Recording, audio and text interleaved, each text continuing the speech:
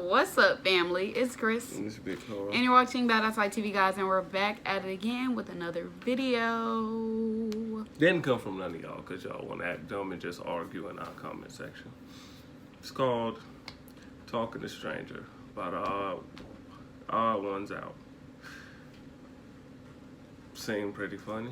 Look pretty funny. So It's like a little animation. Those are usually funny. So we're going to get right into the video, guys. But before we do, don't forget to like, comment, subscribe, and share. Comment down below what you guys like to see next. Hit that notification bell to get notification when we upload. And subscribe to join the family. Now let's get into the video. Let's pretend you get on a bus. And it's super crowded.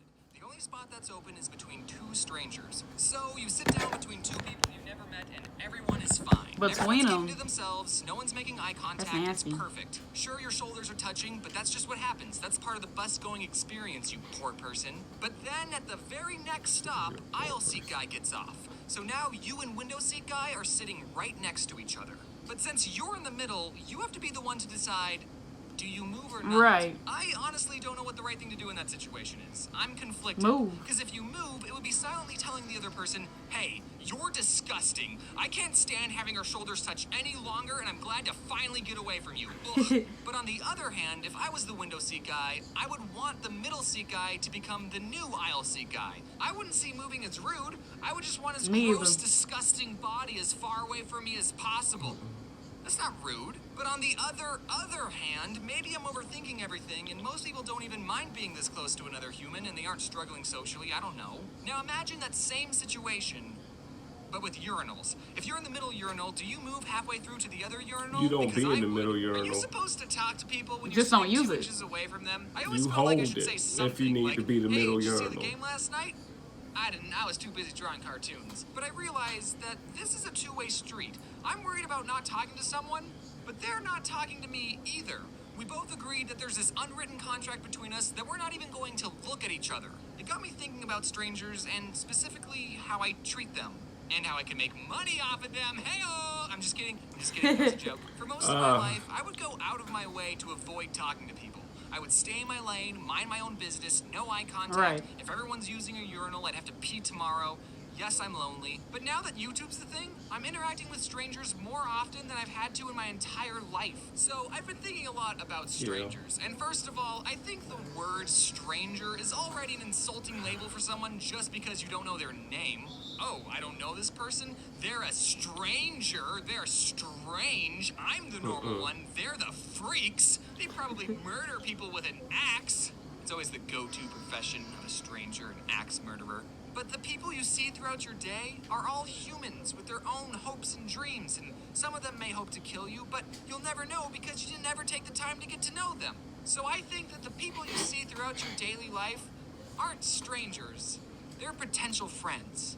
Except Right. for the weird ones, obviously. Stay away from them. And yes, I'm telling you to judge people based on their appearance. They're the ones that chose to wear anime shirts in public, okay? So, back to the bus scenario. I'm sitting right next to this fellow human being. So far, there's not a single reason why I should dislike this person, but I don't know why, if you put him and me on a bus next to each other, I want him as far away from me as possible. Just stop touching my shoulder! So that was the last time I took the bus. Unfortunately, that's not the only Well, he place got a you call meet now, or what? strangers. One time I was at Home Exactly. Depot and I was looking for jumper cables and I couldn't find them anywhere.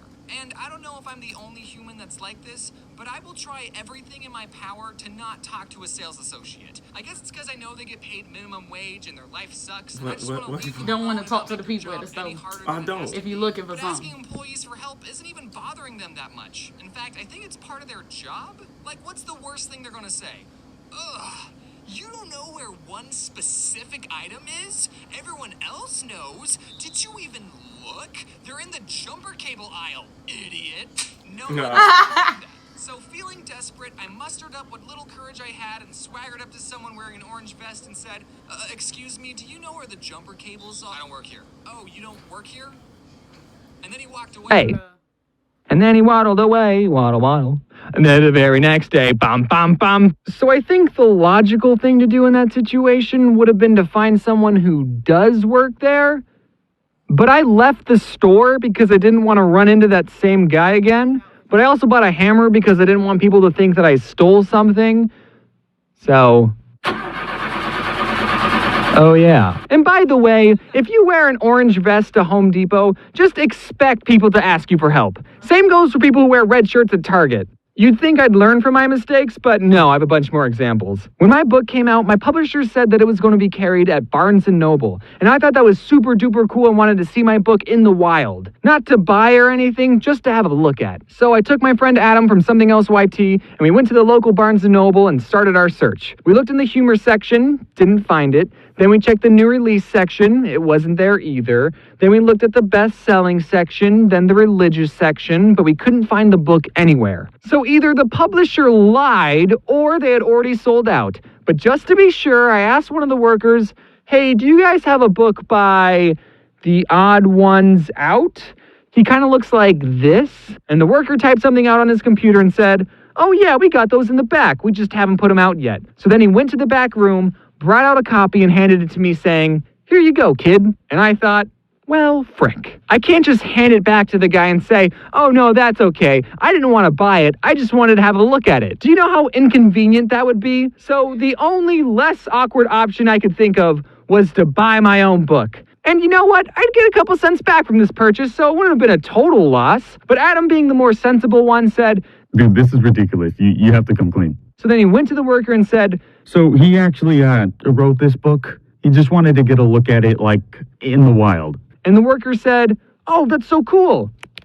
Do you want to sign our copies? And then I thought, well, hold on. You're not even going to ask me for my ID? How do you know I actually wrote this book and I'm not some guy trying to deface someone else's?